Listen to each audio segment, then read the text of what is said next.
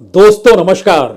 ना कोई जांच होती है, ना कोई इंक्वायरी बैठती है, ना ही कभी फाइल खोलकर देखा जाता है कि दरअसल किस धंधे के जरिए इस देश में किस तरीके की लूट हो रही है। दुनिया भर के अखबारों में सब कुछ छप जाता है, लेकिन भारत सरकार को इसकी जानकारी नहीं होती है। भारत सरकार की तमाम जांच एजेंसियां भी आंख मूंद लेती हैं। यह कौन सी परिस्थिति है जिसमें लूट की खुली छूट किसी को दे दी जाती है?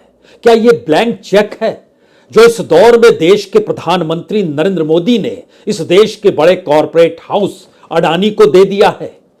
और उस फाइल को खोलेगा कौन और फाइल खुलेगी कब? तो क्या हम जब सत्ता में आएंगे तब वो फाइल खुलेगी? जी, फाइल खुलेगी, कार्रवाई होगी। और इस परिस्थिति में इस तरीके से देश नहीं चल सकता है जब किसी की फाइल पर कोई नजर सरकार की ना हो और हर कोई मान बैठा हो कि सरकार ने ही ब्लैंक चेक उस शख्स को थमा दिया है। दरअसल यह जिक्र है अडानी के कोयला गेट कांड का, जो कि ब्रिटिश अखबार फाइनेंशियल टाइम्स में हर एक एस्पेक्ट को लेकर छपा है। और हमारे पीछे जो तस्वीर है, राहुल गांधी उसी अखबार के उसी पन्ने को उठाकर आज प्रेस कॉन्फ्रेंस में पहुंचे और वहीं पर एक पत्रकार ने सवाल दाग दिया, क्या कोई कार्रवाई होगी? आप जब सत्ता में आएंगे तो क्या कुछ करेंगे? और उसके बाद राहुल ने संकेत इस बात के खुले तौर पर दिए, फाइल हर खुलेगी, जांच हर किसी की होगी।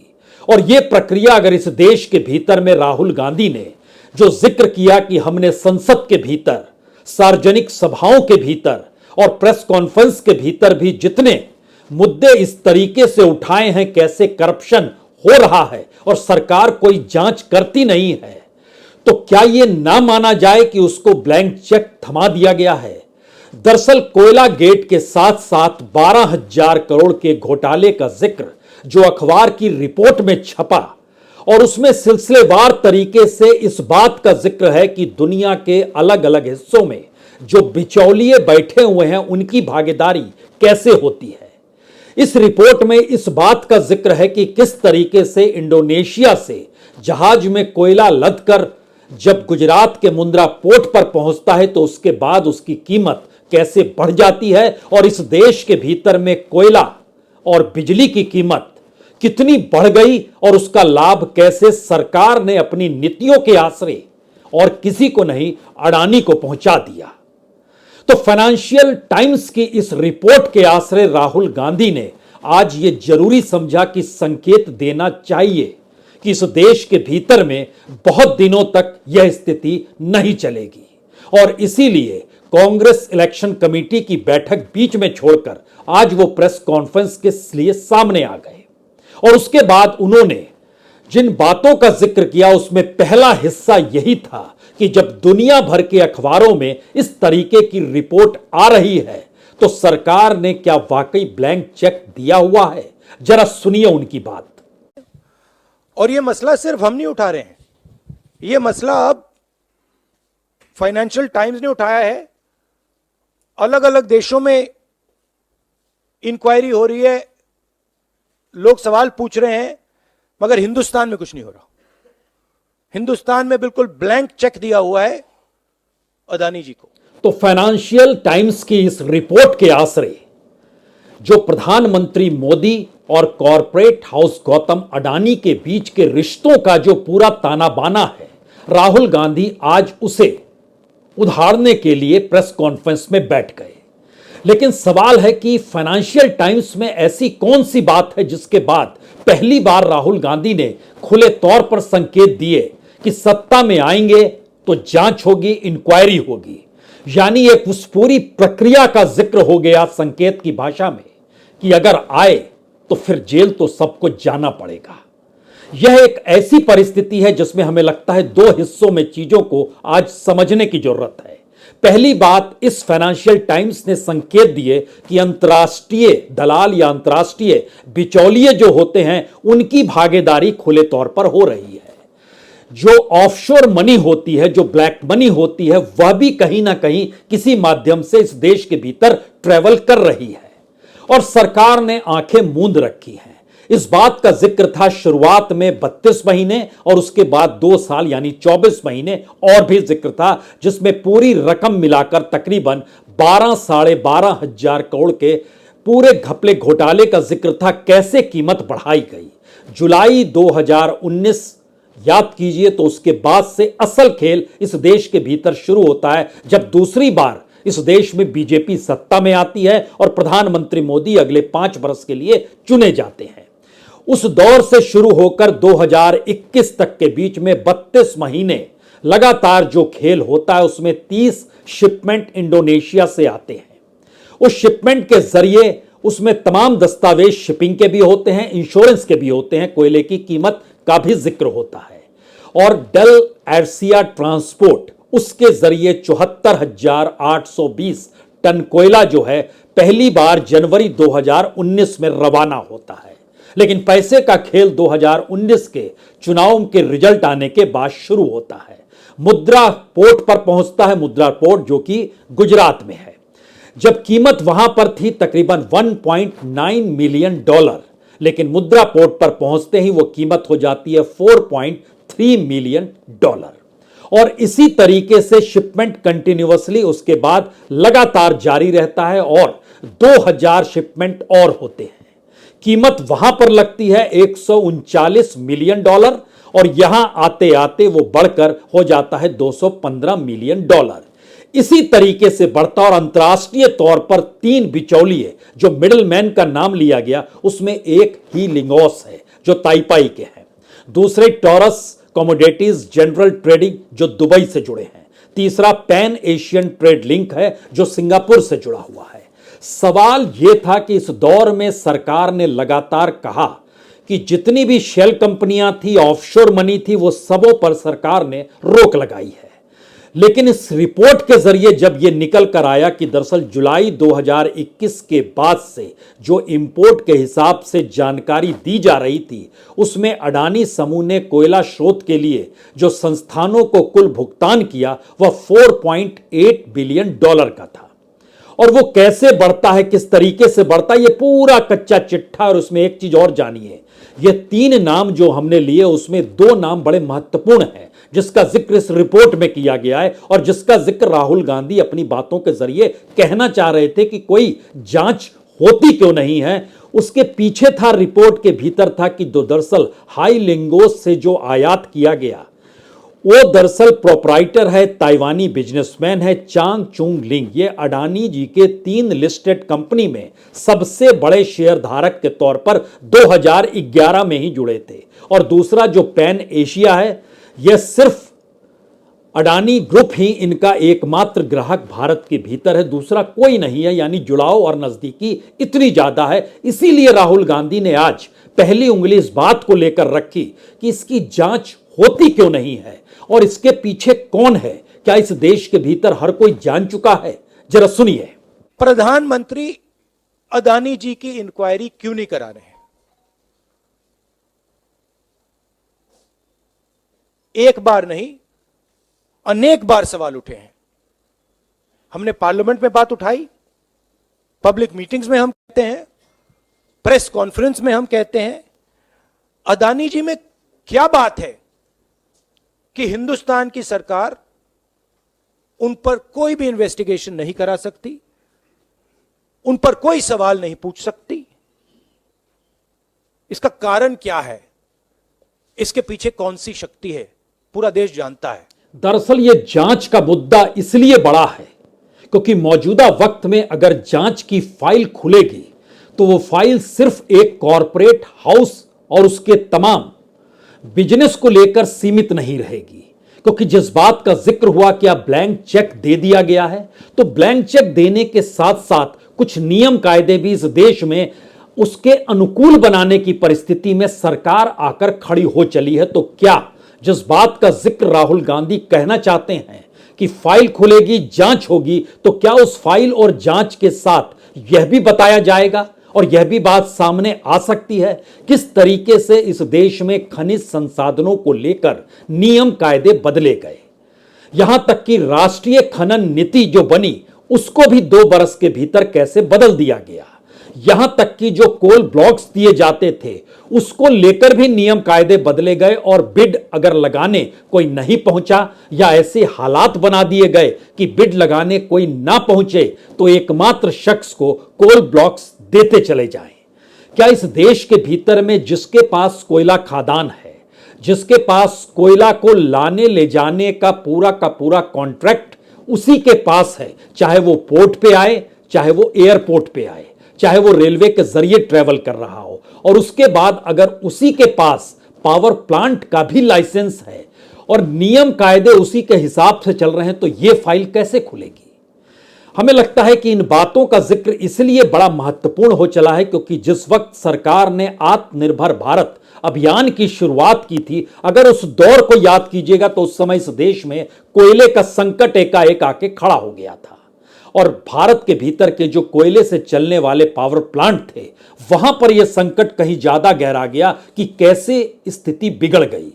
कोल इंडिया की लापरवाही कहें या उसके भीतर का भ्रष्टाचार कहें, जिन भी परिस्थितियों में कहे उस समय निशाने पर कोल इंडिया भी आया, लेकिन यह भी समझना होगा भारत के भीतर कोयले का संकट और कोयला बाहर से लाया जा रहा है, सरकार इजाजत दे रही है, कीमत मनचाहे तरीके से लगाई जा रही है, जबकि दुनिया के 5 बड़े कोल उत्पादकों में से भारत एक है। अगर पहले नंबर पर अमेरिका है, दूसरे नंबर पर रूस है, तीसरे नंबर पर चीन है, तो भारत भी 5वें नंबर पर खड़ा। और यह परिस्थिति बहुत साफ तौर पर बतलाती है कि भारत से पहले ऑस्ट्रेलिया, चीन, रूस और अमेरिका है।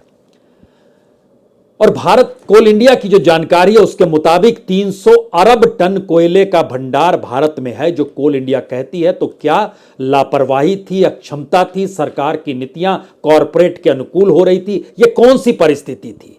क्योंकि जब आप इसमें जाएंगे तो एक बात समझिए कि अगस्त 2020 में खनन मंत्रालय ने पहली बार खनन और खनिज अधिनियम 1957, जिसको MMDR एक्ट कहते हैं, उसमें 9 बड़े फेरबदल किए और इस फेरबदल का प्रभाव 2 ही सबसे बड़ा था।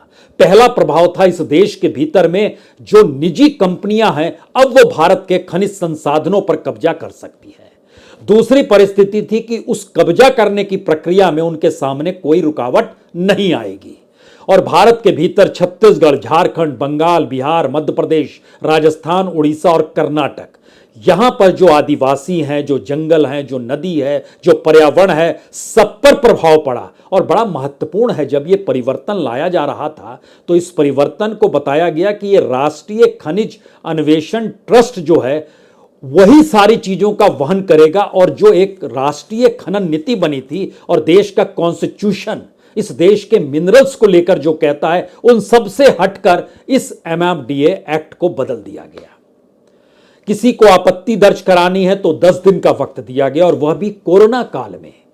सामान्य तौर पर 30 दिन दिया जाता है, लेकिन उस दौर में सिर्फ 10 दिन का वक्त दिया गया। यहां पर बहुत साफ चीज, कुछ बातें समझ लेनी होगी कि क्या वाकई जिस बात का जिक्र है कि कॉरपोरेट के हाथों में इस देश की समूची संपत्ति सौंपी जा रही है और इस फाइल को खोलेगा कौन?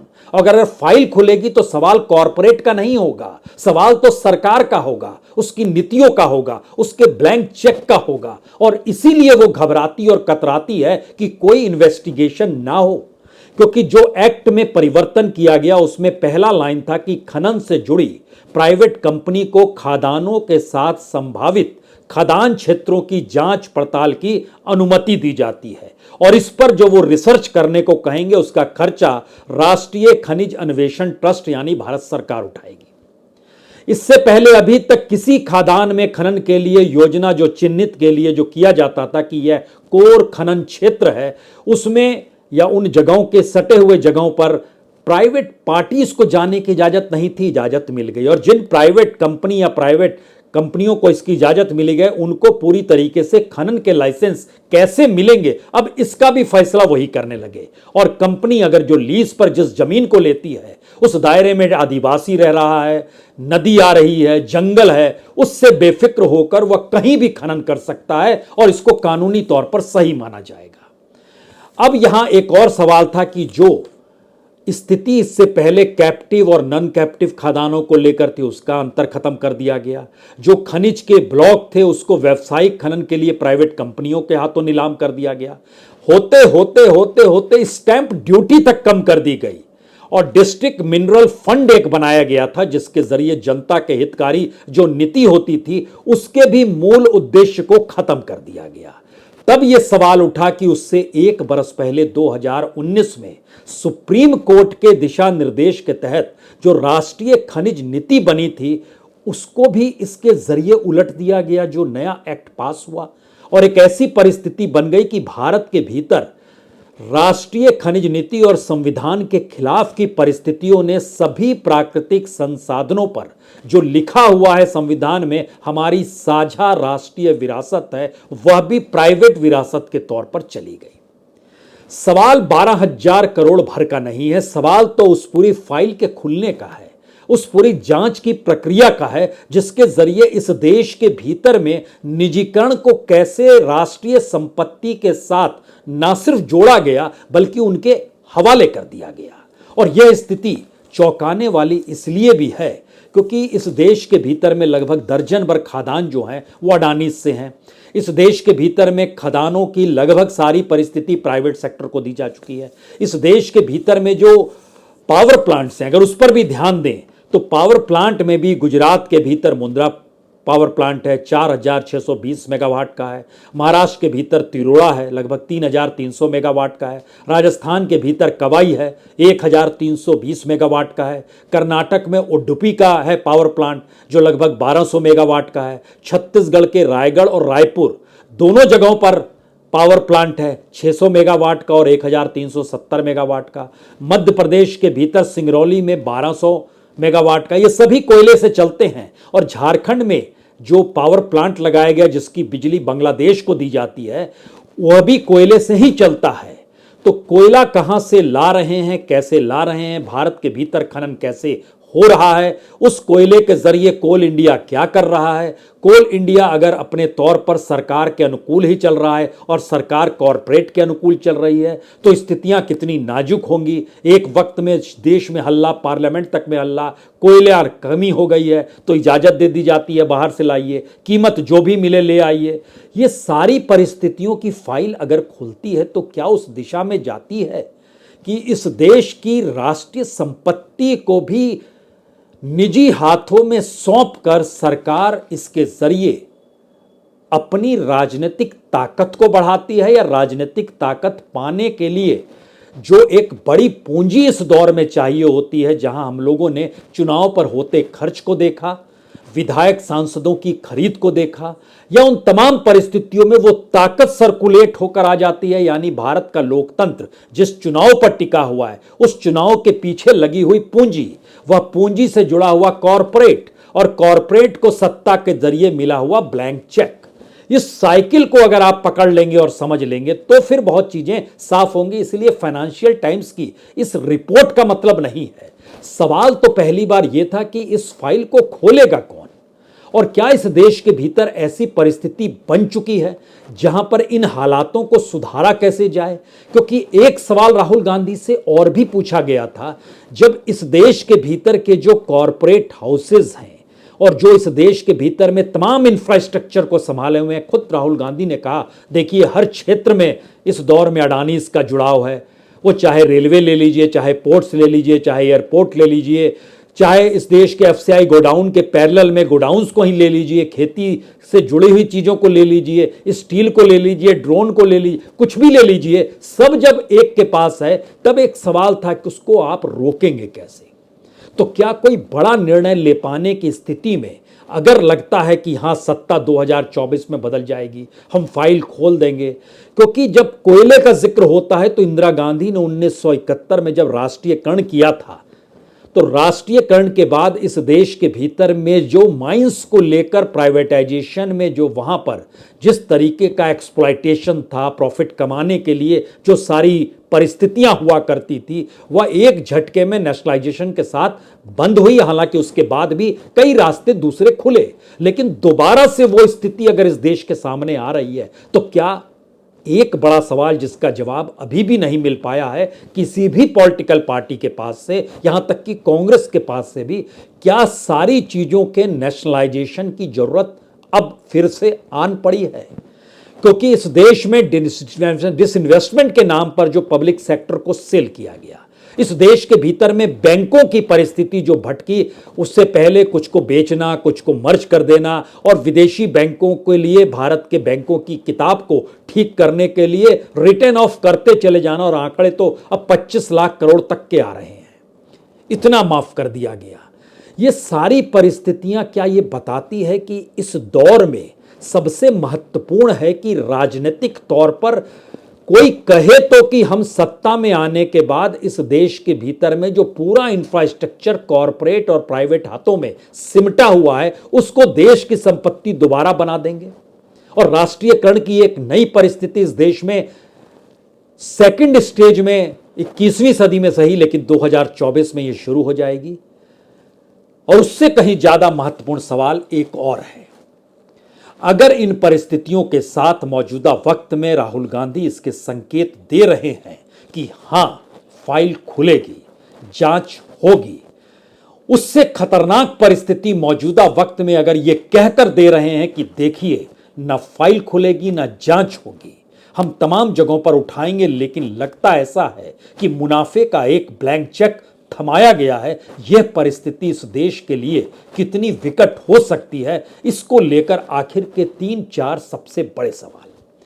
पहला सवाल, इस देश के भीतर में कॉरपोरेट के हाथ में मौजूदा वक्त में इस देश का हर वो इंफ्रास्ट्रक्चर है जिस इंफ्रास्ट्रक्चर के जरिए यह देश चल रहा है, वो सड़क हो, वह रेल हो, वह बिजली हो, वह पानी हो, वह बंदरगाह हो या हवाई अड्डे हो, किसी भी क्षेत्र के महत्वपूर्ण क्षेत्र में सारी चीजें कॉरपोरेट के पास पड़ी है।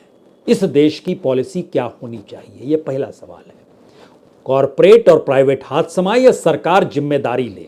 दूसरा सवाल, अगर यह बात आती है कि एफिशिएंसी कॉरपोरेट और प्राइवेट सेक्टर की बेहतरीन होती है, सरकार की बहुत कमजोर होती है, तो फिर सरकार जो इस देश की संपत्ति उनके हाथों में कौड़ियों के मोल दे रही है, क्या उसका कोई व्हाइट पेपर आना चाहिए या नहीं आना चाहिए?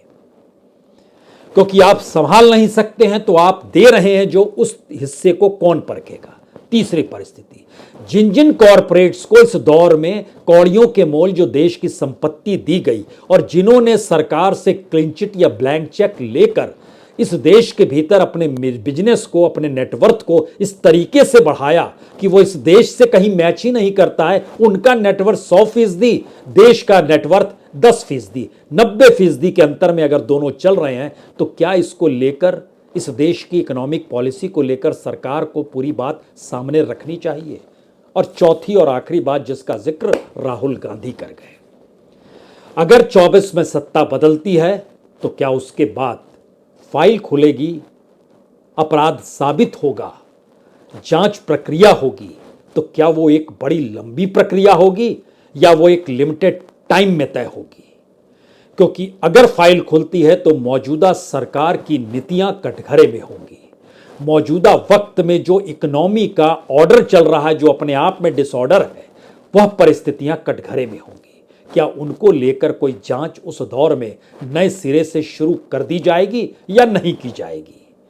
लेकिन मौजूदा सच तो यह है कि यह अंतर्राष्ट्रीय तौर पर दुनिया के अलग अलग रिपोर्ट्स के जरिए यह बात खुले तौर पर अब उभर कर आने लगी है कि इस देश की सत्ता ने कॉरपोरेट के साथ जो गलबहियां डाली है, उसका खुला लाभ कॉरपोरेट को कैसे मिल रहा है और वो हजारों करोड़ में उनका नेटवर्थ कैसे बढ़ रहा है, और अंतर्राष्ट्रीय तौर पर बिचौलिए हो, ऑफशोर मनी हो या ब्लैक मनी का हिस्सा इस दौर में कैसे रेंगता है, जो अंतर्राष्ट्रीय तौर पर सवाल कोई नहीं करता है, लेकिन भारत की राजनीति में यह सवाल बड़ा होने लगा है।